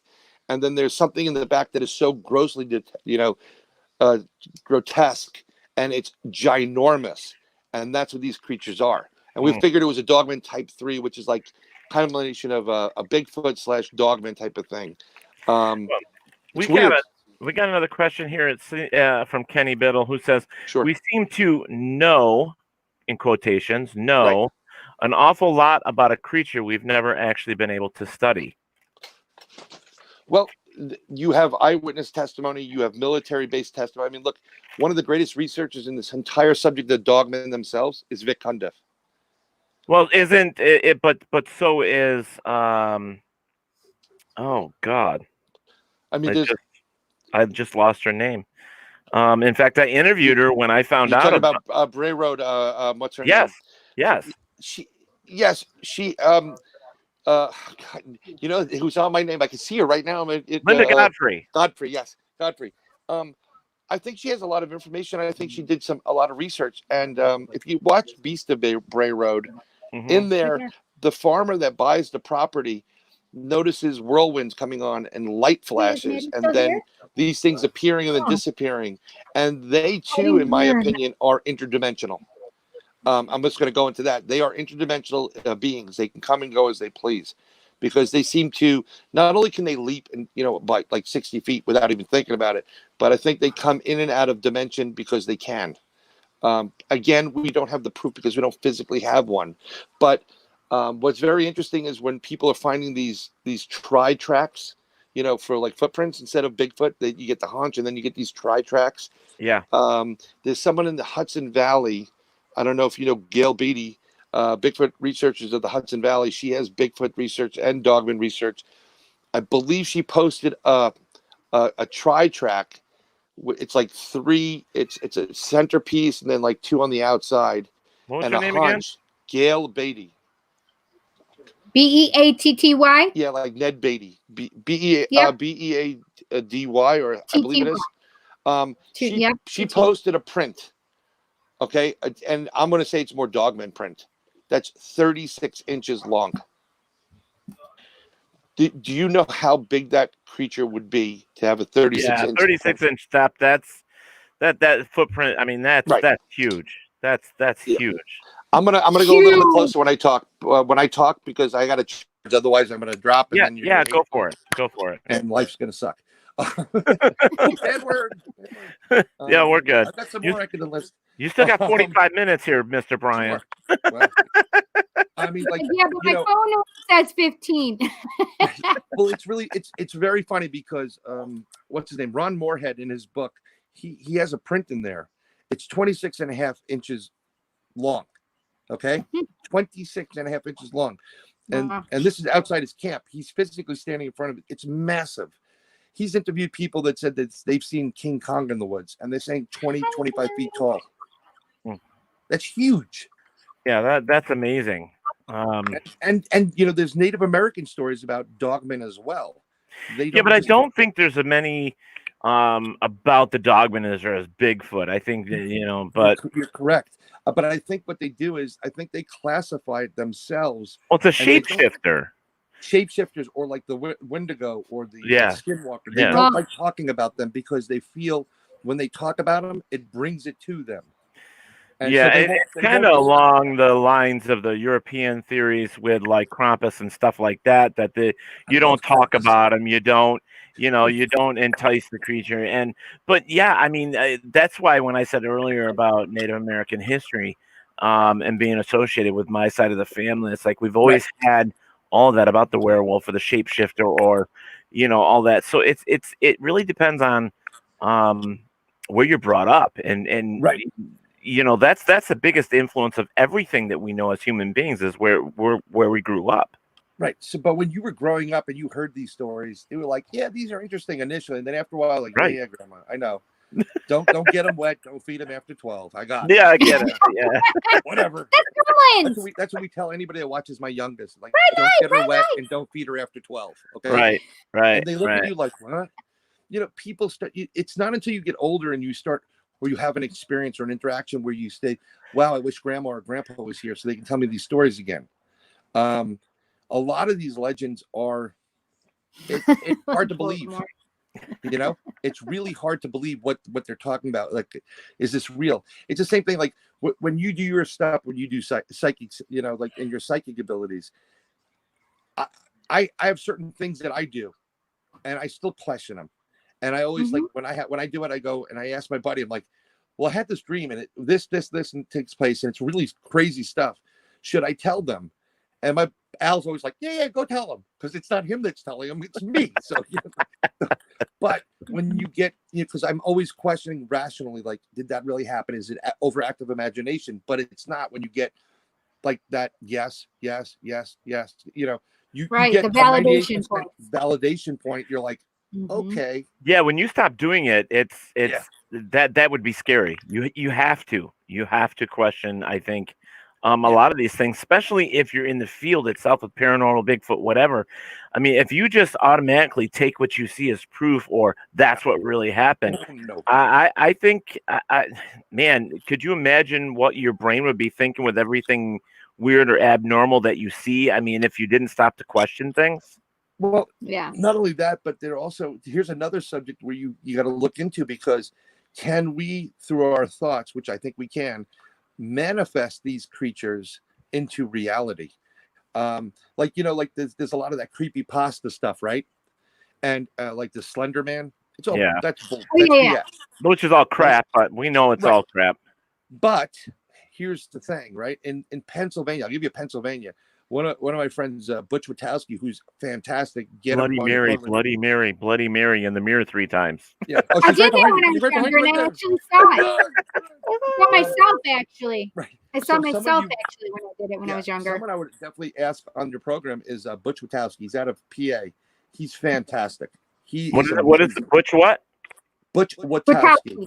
I'll send it to you on a PM. Okay. But he's fantastic. He's one of the best researchers I've ever met in my life. Great guy, no nonsense. So he does all PA, and they call it the lichen loop, and it's a pretty vast loop for dogmen. They've noticed last year, the summer before last to now, that there's not as many dogman sightings or Bigfoot sightings, which is strange in an area like PA, which has a ton of them, apparently, but they're getting a lot of rake sightings, R-A-K-E, that white creature. The rake. Yeah. And for my opinion, it's like, isn't the rake like creepypasta? It's like a made up character. Yeah. But apparently it's not. And here's the thing. Maybe these creatures are, I don't think Slenderman's real. I think it's a joke, whatever. But it is a joke. Yeah. I've seen some interesting videos with the rake that are filmed by normal people that don't want the fame or recognition from this, out of Canada. You see something like they're filming the road, and you see like a rake come in and a moose reacts funny. It's again, I'd like to see the real footage. I'd like to really rack that up and see like the unedited, uncompressed, so I can see if there's any technical, digital crap you can look for. But it's very interesting that these creatures are coming out. Oh, Sprite Zero, Ginger. Yeah, it's so good. Well, that's because Eric thought she was drinking another light. So great, less filling. Teddy and I drink zeros. Yes. I don't drink a whole lot of pop, but because I'm keto, I drink zero when I feel like I want some pop. I moved to what they call club soda, and I found this. I used to drink soda constantly, and I just blew up, and I was like ginormous, and I was so disgusted. So I found this water that has 100 milligrams of caffeine in it. So it's just water, spring water. So I've been sucking that back. And what is that? I need to know what this is. Pure Land, purified. It's on like a beverage. I'll send you the information. And I buy it by the case, and that's my coffee in the morning. So I take that. Holy shit balls! I need to try. I need to check this out. Yeah, I can't have coffee because I've abused my body with so many different things that it's like, no, you're not allowed to have it anymore. Because I used to work in banking, so I was up really early, and you had like a floor at like 5:30, so you get like a triple espresso, sugar, cream, ice, about 7 of them a day, and you want to know why your stomach hurts when you have coffee now? It's like, You need to drink apple cider vinegar then, Brian. No. I'm drinking that. I'm taking a ton of different you need vitamin D, vitamin B, vitamin C, vitamin E. Anything and everything. So hopefully, I wish there was a fast charge. They never have a fast charge anymore. But there's a lot of these different things that are coming out now that I have to investigate. My buddy from my group, he drives from Dutchess County. He lives in like near Poughkeepsie LaGrange. Yeah, and he drives down to Bronxville every day. He's a postman. He's the guy that started the group, and he's had encounters and experienced stuff up there. And he swears he saw a rake. I mean, he goes, "You're not going to believe what I just saw." And, I don't know. I see. That's another one that I'm not sure that I could wrap my head around. Not right now. I mean, I'm with you on that. I'm still like, I have to experience it myself before I'd be like, okay, let's jump on. If it wasn't for the stories that we hear as kids with like the Wendigo and stuff like that, that's something you're raised with. But I don't know. I don't know about the rest of that, but that's a pretty scary cryptid right there. The Wendigo, right? Yeah. But Bigfoot and stuff, like we have Whitehall, New York, which is like 3 hours for me, but it's a place where people have said that they've spotted Bigfoot. And there's a lot of different creatures up there. But I mean, there are things that you see, like we know that there are oddities in the world, and everything from like, come on, white squirrels, white deer, the white buffalo is an oddity. This year's Democratic ticket, yeah. So I guess in our day and age, the point I'm trying to make is, in our day and age, it's not uncommon to hear about new cryptids or new creatures or something that we've never seen before. But Cindy and I have made this statement before, and it's been over a year that we made this statement, that we haven't even been to the bottom of our oceans to discover what's there, to see what's there as a new creatures, new fish, new whatever. Right. And we are constantly discovering new species. And so I guess, can Bigfoot exist? Is it something that is possible? We have to say, yes, it's possible, but we just don't have the evidence now, like we want it. So does it exist because only humans classify it as existing, or does it exist because it actually exists? We just figured it out. This is the problem. See, just because we never have seen these creatures before, or they're, I think, or through folklore and legend, it doesn't necessarily mean that they're not real, right? True. So I've always said that when you look at some of these older maps, like sea maps, and you see these giant octopus, right? You saw the giant octopus and squid and all that stuff there, right? So were these guys just using fantasy, or did the crap go down one day and like, dude, don't go out there? Because but here's the thing, it's not only happening in one place, it's happening in another, and then another, and they all have similarities. So that lends to, okay, there's something here, right? It's so I'm thinking that at one point, when they talk about flying lizards with the breathing fire, maybe there were dragons here. And then when people always ask, well, what happened to their bones? I'm like, I don't know. Maybe they just disintegrated, ashes to ashes, dust to dust. Maybe there were unicorns. Maybe there were Pegasus. Yeah, maybe there was real wizards. Maybe there was real, I mean? So, I mean, there's a lot of stuff like that. I guess for me, like I've always, and it's not that the show is about me, but I've always wanted to believe that Bigfoot exists. Right. I just need more. And and I will say this, that I don't know what the actual account, like how many eyewitnesses reports across the globe of Bigfoot sightings. I have no clue, but my grandmother used to say something, and it used to be that in every story there's an ounce of truth, and it's up to you to figure out what the truth is. Right. So you have to decide for yourself whether these creatures exist or not. And hopefully one day we will be able to give you an answer. Our lifetime, probably not. It's the same as what I say in ghost hunting or anything else. It's like, it's going to take time. It's very he interesting. Said maybe cats and dogs really did live together. Cats and dogs living together. That's nice. Something that I was discussing with someone asked me about the Mandela effect, and I said that there's been a rip in space and time, and we have multiple dimensions that are now converging and intermingling, because things have, in my lifetime, we've always been angry to a certain point, but we never got really angry, and we've surpassed really angry at this point. And I think we're just right now, there's a Bryan Bowden that's living high on the hog, no COVID. It's like, hey, it's like, let's go buy a Porsche. So, but I think what's contributed to it is the CERN project. But prior to CERN being in Europe, it was, guess where? It was in Illinois. Okay, the largest collider was in Illinois, and and they said it went off like in 2011.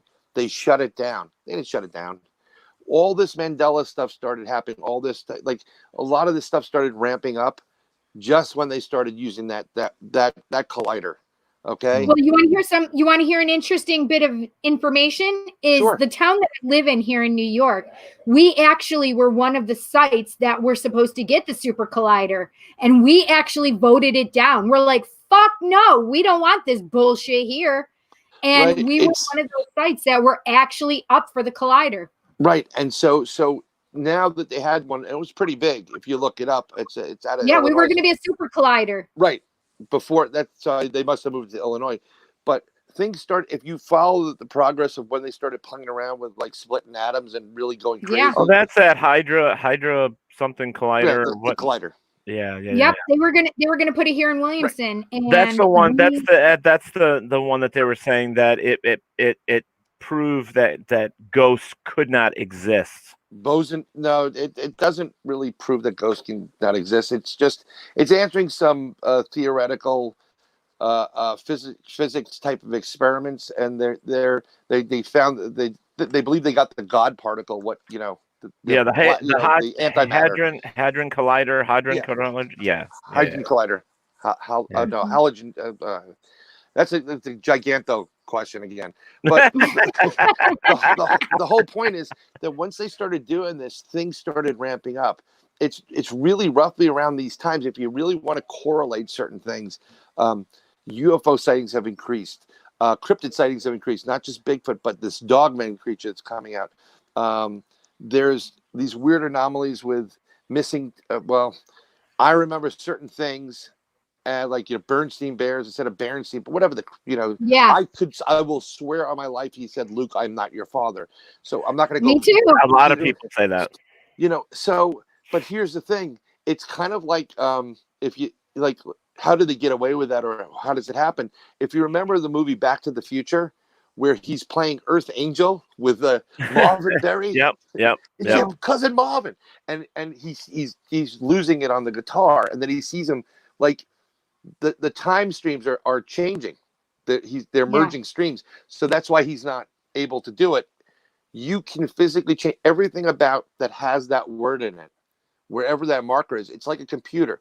If I want to change every and in a Word document, say get rid of and replace it with but, I type in and, hit replace but, and every and is now a but. It's the same principle.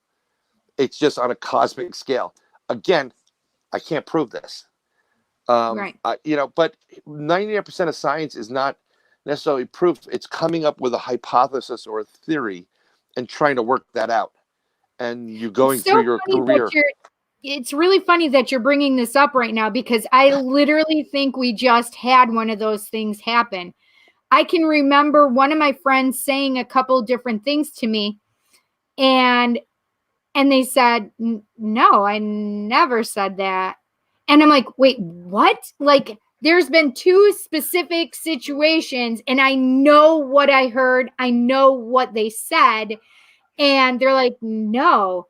And I'm like, I must be in a different time warp. Literally, I feel like something changed within the last couple months, even, that we are now on a different plane. And I've talked about this with one of my best friends. And they're saying this on the chat room, that it seems that there are more eyewitnesses of all these things lately than we've ever heard in the past. But I'm going to say this: in 50 years, we have a hell of a lot more people, and we have moved into general areas that had less population. So more people are seeing things. I mean, it's a known fact when it comes to our own environment. We have misplaced creatures that lived in the woods because we've taken over their area. They are now in different places, and they're living different places. So obviously we're going to see things that we've never seen before.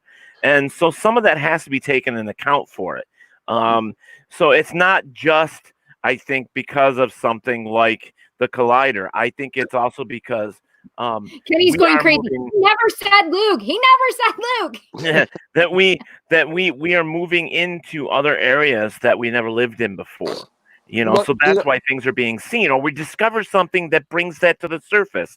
There's a lot of all my point is there's a lot more stuff that we have to start looking at instead of just saying, yep, this is it. Right. You have to look at cause and effect. So, that's really what the cause, and you're moving in, you're encroaching on a certain natural habitat. And next thing you know, these things are coming out like tigers or mountain lions. And you're like, well, I don't want that in my backyard. Well, you just took this home, Right.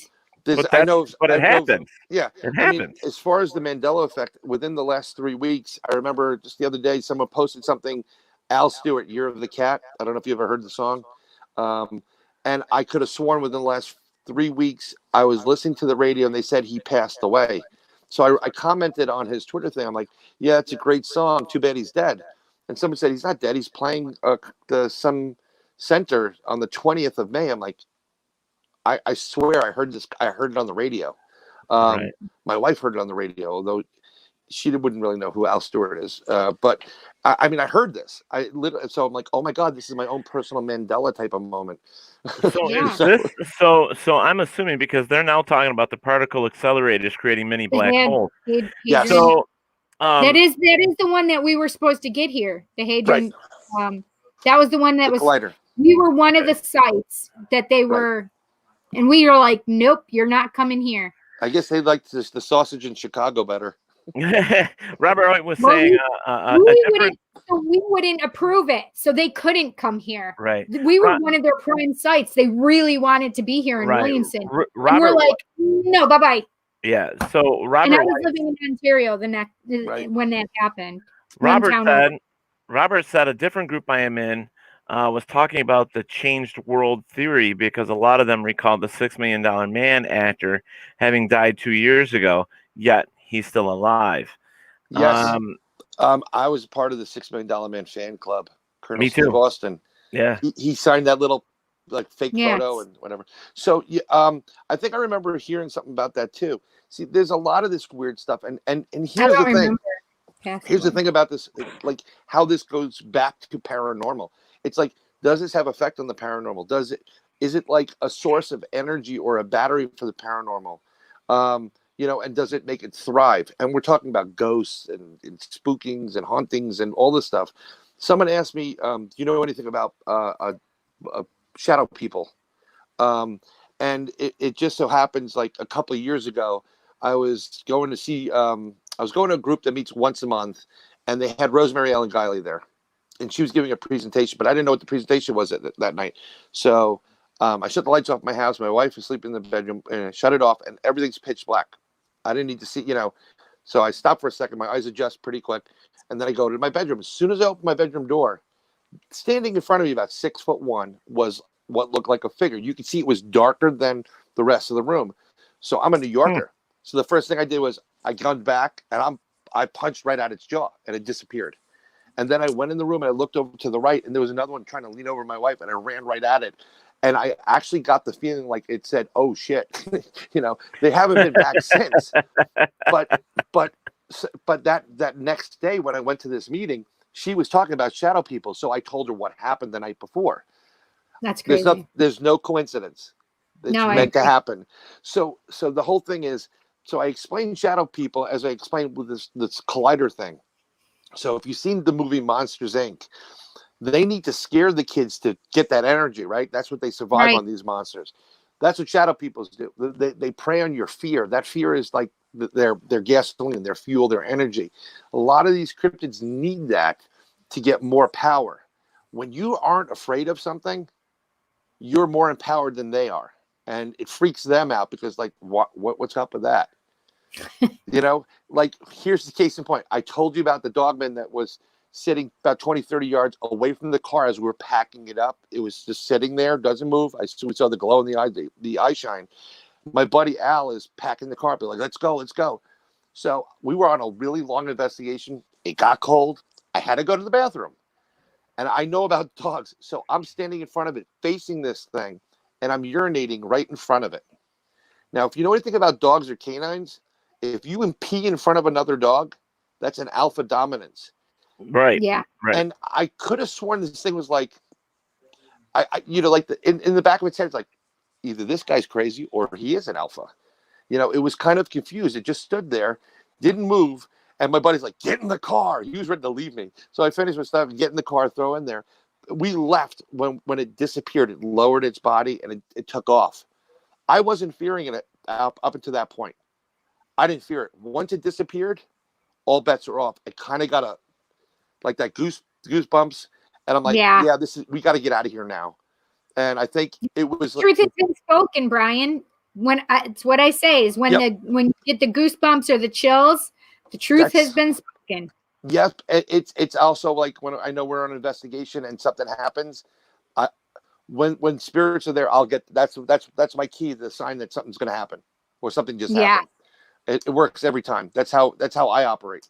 Some other people, just like, there's one guy in her group that videotapes, and he's scared out of his mind. He really shouldn't be part of it, but he's a great guy. And he's like, I don't feel well, I'm dizzy. I'm like, okay, shit's gonna get real right now. Come on, let's go. Because that's his sign. It's like, okay, cool. Get the cameras up, That's how it is. So it's this whole field lacks proof. Right. But that's the bad part. Right? Because you know what? want proof for humans. Here's the thing, right? So I'm a God-fearing person. I'm very spiritual. I was raised one way, but I'm very spiritual. Here's the thing. And this is what I say. I've never met God. I don't believe I met God. I've don't had any interactions, but I fear him and I respect him, and I treasure him. I love him, and I believe in him. Okay, and I say it to him only because if it was a woman God, we'd be dressed better. We'd be dressed a lot better. So that's my only difference between the two. Funny. But no, seriously, they'll give you crap for seeing a UFO, for having a photograph of a UFO, or maybe like a blurred photo of Bigfoot. But you go into court and you swear to God the whole truth and nothing but the truth, and you're fine, right? But there's no proof. They're telling you that there's proof with the cross and what. I wasn't there 2,000 years ago that I'm aware of. How do I know? Oh, word of mouth. Yeah. So I'm going to make a correction here. Sure. I've been reading the things here. Kenny Biddle put on here, the Bigfoot is an alien scout conspiracy theory. Was likely started with the episode of $6 Million Man, and Robert put starring Lou Ferrigno, but it wasn't Lou Ferrigno. It was actually Andre the Giant. Yes. That played that character. Yes, it was an interesting episode, but I would go so far to say that was probably when they jumped the shark. But Kenny Biddle did say that. Kenny Biddle did say that Andre the Giant. You're right, he did. Yep. Bigfoot versus Incredible Hulk. That would be kind of a cool celebrity death match. There you go. That would be quite interesting. Holly Preston on the other line here said our trained police dog would bark up the stairs at nothing that we could see. And her father trained the police dog. So I guess your point is that, animals can see and hear things that we can't. And that might go back to your infrastructure or your infrasound. Well, that, some investigators use animals on their stuff, on some of their investigations. A long time ago, where we were living in an apartment building, we bought another apartment on the floor, and it was hotter than the sun summer. When it was empty. So we walked in the apartment, and my brother had a Rottweiler. It's about 130, 40 pounds. Named Felony. And he was a beast. He was a beast, but I mean, a mush, but no one would come up to him. He really was, a Rottweiler. He was pretty cool. I walked in the apartment to check it out, and he walked over to a corner.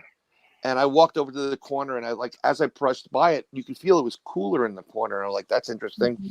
He stopped, he looked up, and then the next thing he did, he cowered like that. Now. Yeah, I don't like that. Let me tell you something. When your dog, who's 150 pounds, is really trained to be there to protect you, cowers, time to go. Right. But yeah, I've investigated a whole lot of apartments. There's a lot to that, but yeah, there was something there. And someone who helped out my mother at one point came in, and she saw half an apparition, the waist up, looked like somebody wearing an old Civil War coat. And she said, "You can't be here." And he ran right at her and right through her. And she said, "I'll never go back to the apartment again." So same corner. But yeah, when dogs get freaked out, or cats, yeah. Or moms, yeah. Mom's getting freaked out too, yeah.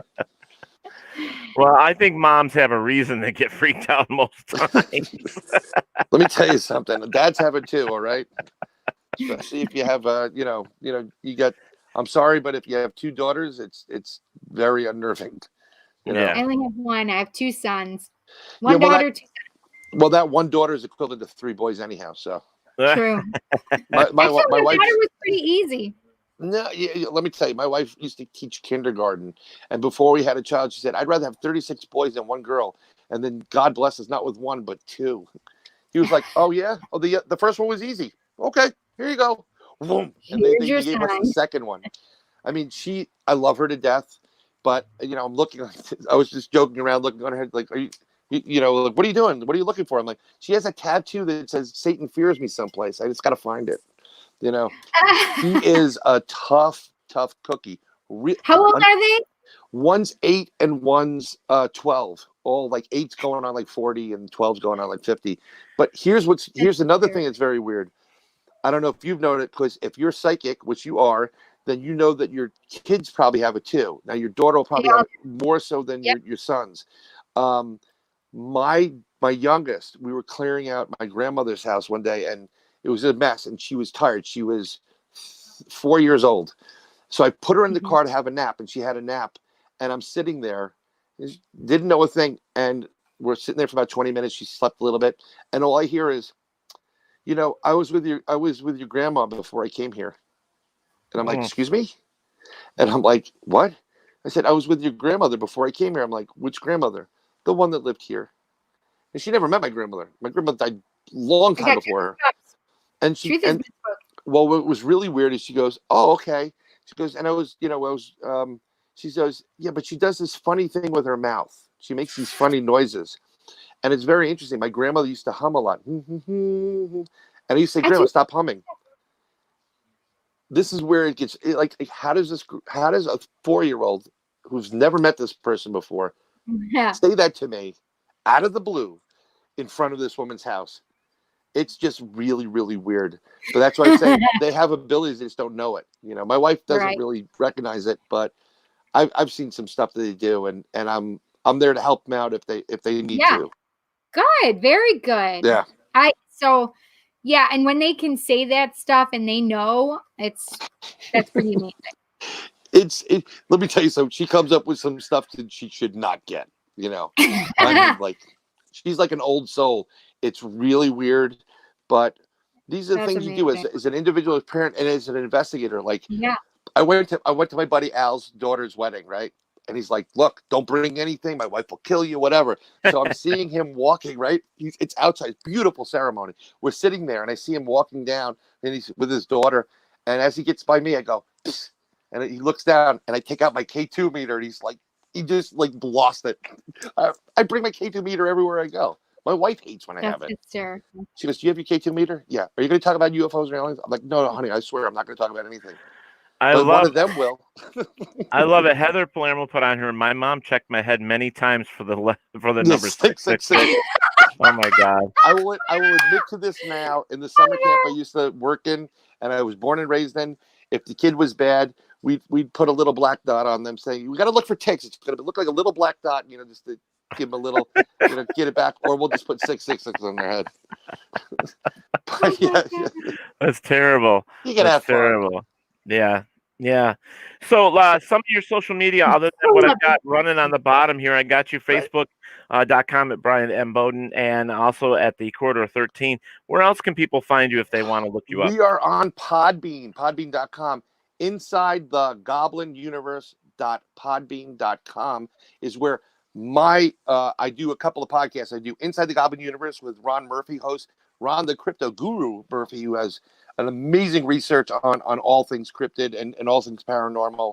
We do a program called Portals of Perception. It's how you look at things. We do another program where you deal with like things that are really strange called Sideshow Safari, dealing with when Jesus appears on toast, or these little knickknacks. I love that. Like the mother, like Virgin Mary appears in my bedroom all the time. Like whatever. I do my own show called NoBoBuMe, which stands for Nobody But Me, and it's all on there. We've got YouTube, Twitter. I did an episode for Red Earth Uncovered, which should be out. It's a program out of Canada, and it's hosted by the Indigenous Network up there in Canada. It should be out in 2021. I think it's going to be on the Sci-Fi Network. And I also filmed an episode with Cliff Simon, who played Baal on Stargate. And I was actually a cryptozoologist in that. We were dealing with the Jersey Devil, and that should be coming out within the month. It's called, cool. I think it's called Into the Unknown. Although, with the whole whatever you call that Disney stuff, like Anna and Elsa, they may want to change that because that's the big song for them. but it could be called Uncharted Mysteries at that point. But Into the Unknown, look for it. It's a great show. He does a really good job with it. So, and that's it. I love it. Heather again. She says she knew there was an issue when I melted my sister's Barbies in my Easy Bake Oven. And then Robert says, being down under, they would need to look for 999. Exactly. That cracked me up. It's really funny. My youngest always has ripped off the heads of dolls, and I'm like, this is not good. Yeah. You know, and you're trying to, honey, you gotta stop taking the heads off of the dolls. Okay. You know, it's like, but you don't know if that's good or not. Like, you know what? Whatever. You know. All I can tell you is, yeah, when she gets older and that one person, that guy comes up with like, I really love your daughter, I'm gonna go, you're an idiot. She's gonna kill you, and I'm gonna walk away. Because it's the truth. 8 hours sleep, she's going to do it. Yes, but hopefully, you know, if you go to quarter 13, you want to book me if we can get out of this quarantine, although I can do a Zoom meeting, and we can do some talks that way. Great group. You can get a lot of people, and I hope this, you know, I think I got a good feeling by the 4th of July, we're going to be, you know, back in the saddle. Right. I actually think it'd be interesting to have you come to a Rochester Winter Parafest in March of next year. I think that would be an interesting event March in Rochester. No, actually, Geneseo, south of Rochester. South of Rochester. Well, you know what? I can get some Jenny cream ale, which would be good. And get I'll even buy you a 12-pack. Oh, what is it? Matt's Beer Ball. It tastes like plastic. That was their motto. Their motto. Matt's Beer Ball. It tastes like plastic. It's like $5.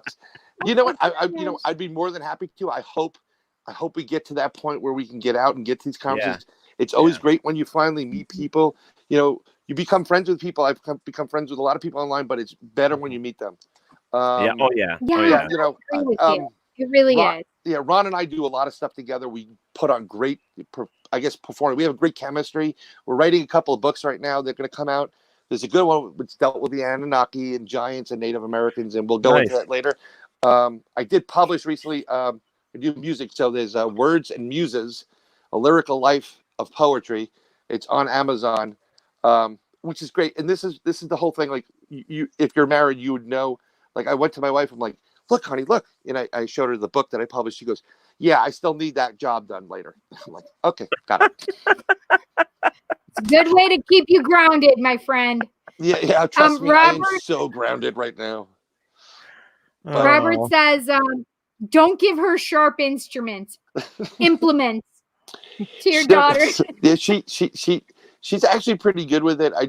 She's the one that's, you know, like, how did you hit your head in school? Well, I was chit-chatting, and I'm like, oh, stop chit-chatting. We have a stack of papers for her. It just keeps piling up. We're just going to give it to her when she gets married. These are all your medical excuses. You know, there you go. You know. So we have about I don't know, looks like 7-8 minutes here, 6 minutes. Sure. So if anybody here in either one of the chats has a question for Bryan, let's get them out right now. I know you guys have been trying to do them as we go along to the feed, but this is your last opportunity to get a question to him, and we'd like to get that done. And Bryan, it was fantastic having you here. You're a wonderful guy, and the information is fantastic. We love it. I appreciate it. I'm thankful for, you know, I think it was Cat Ward that put that out there, a feeler out there, or something like that. And it's not that I want to be on, you know, I have my own show. I don't need to be on whatever, but anytime I can get to meet new people in the field and you know, convey, I mean, I'm very comical. I've got kicked out of a Chinese restaurant, all you can eat, because I just embarrassed everybody. So I put a lot of comedy, a lot of stuff that I do. If you listen to a lot of our podcasts, it's fun, it's funny, but it's informative. I can be serious, you know, I mean, if anybody's going to ask, I like long walks on the beach, you know, whatever. But hey, Bryan, really expensive port. Paratalkradio is not known for being a straight-laced show. We are very open to we're comical, we're real, we're right in your face. We will tell you how we feel. We're not afraid. And we get a lot of hate mail as well sometimes, but you know what? It's different. It's fun, and we don't care. This is Paratalkradio. They can turn it to another show. They don't have to be here. Well, here's the thing. Like I get a lot of comments like, "Oh, he's ridiculous" or whatever. I'm like, you know what? It's really easy to be the armchair quarterback. the armchair like Right. podcast host, you do it. You put Yeah. your blood, Right. equity, sweat, and tears into it. Until you do it, Yeah. shut the up. Okay. You know? Wait a minute, let me help Shut you. up. Let me help you with that. Hold on, I got do it again. There you go. Do it again. Shut the up. There you go. Yeah. We has a question. Heather says, hang on. Heather has a question. Sure. She says, what scared you the most besides your daughter? No, my mother-in-law. I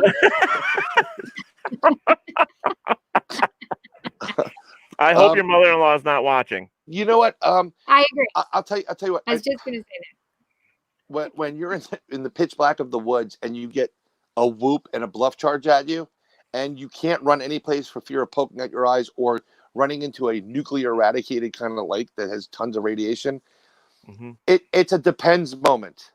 I wouldn't say scared that much. It's a depends moment. I'm straightforward. Okay, I will not do anything that's demonic. Okay. And if I get a vibe, and I told my buddy, if I get a vibe going someplace, and I'm not feeling it going in, I'm not going in. And I highly recommend you don't go in. So he's a little bit more adventurous. I firmly believe in using your intuition at all times. 100%. I mean, there's been a couple times where I've just been bummed out. You know, like everybody gets those highs and lows, and we're supposed to do an investigation. And I said to him, I'm not doing it because I'm in a spot right now that I can be taken advantage of at will, and I'm not going to put that because I have kids at home. So that's when it gets a little bit unnerving, but I wouldn't say I was scared. I fear God and my wife, not in that order. That's pretty much it. Yes, she's the boss. Okay. There you go. I'm I love it. Kenny Biddle, he says demonic. I'd go. So he would go for you, Brian. He would. You take know what, your spot in that part. Kenny, you can have it, or what we do is we usually send him to Father Bob, Warriors of St. Michael, and get those guys in. We have a couple guys that do some, demonology, but there's a lot of stuff that people say is demonic. It's demonic. I'm like, no, it's just a really pissed off spirit that knows how to use the world. If you're an a-hole in real life, or Zach Baggins giving you a load of shit on his TV show, exactly. So whatever, Right. So not a problem with that. No. Yeah. Well, I want to say thank you so much. We only have about a minute and a half here, so I want to say thank you so much, Brian, for joining us here on Paratalkradio, and we would love to have you back in the future. That would be fantastic, and hopefully, I will be a part of the Corridor 13 family soon. I'm still hoping, so that would be great. Yeah, and that maybe we can do a couple shows together. That would be. That would be great too. It'd make it easier to travel from New York together. Yeah, that's exactly true, especially when you have to go to Michigan or Let me tell you something. I go out to Western PA quite often because Ron's out there. He does some stuff. And let me tell you, that drive on 80, they better put Bigfoot up there. They better put people in Bigfoot costumes up there because it sucks. Oh my God. There's nothing there. It's just the most. It's like a deer apocalypse. There's deer parks everywhere, and there's nothing else for miles. Maybe like, oh, is that a windmill? What the hell is that? And you got to stay behind the 18-wheelers because they don't slow down for the deer. They speed up. And then, it's like deer.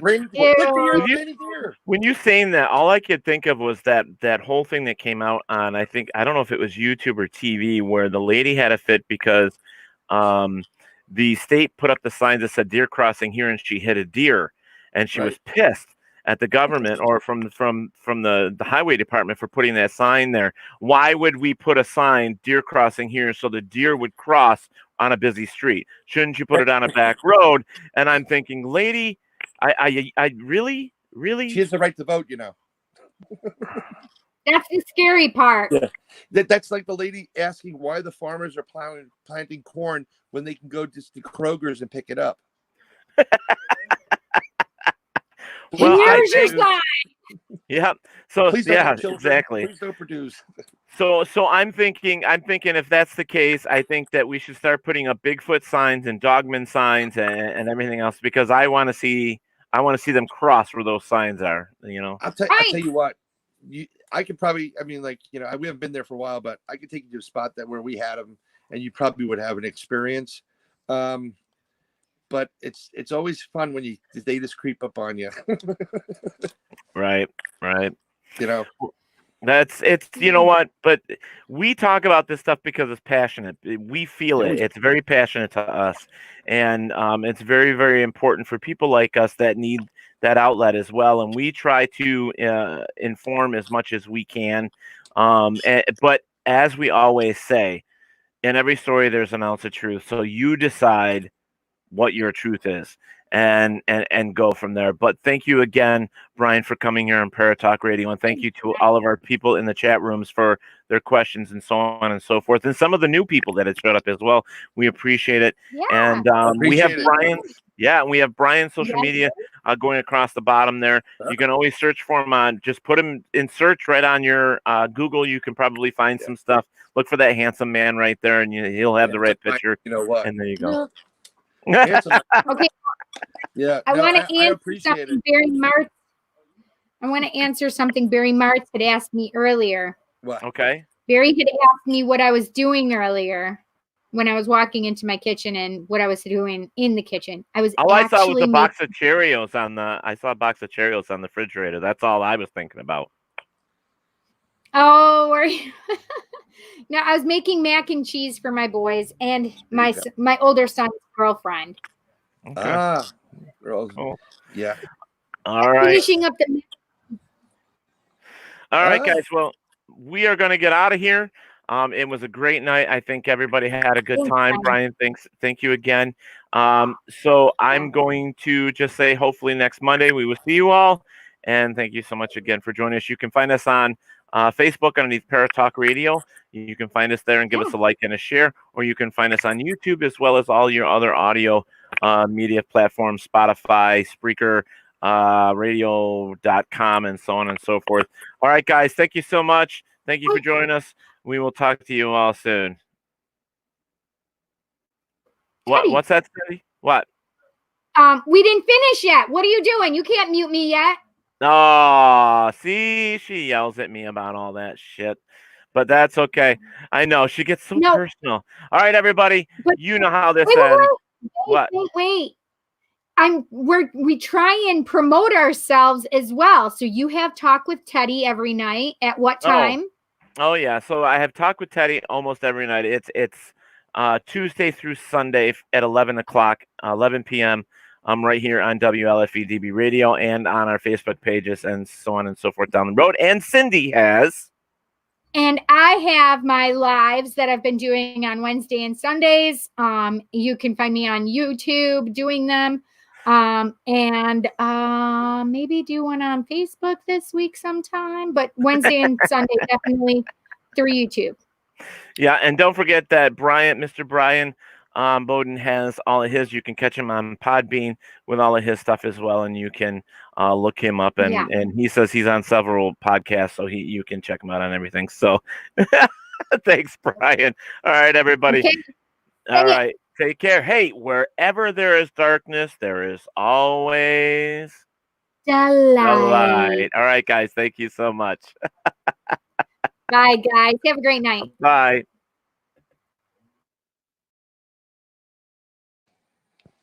Bye. Thanks again.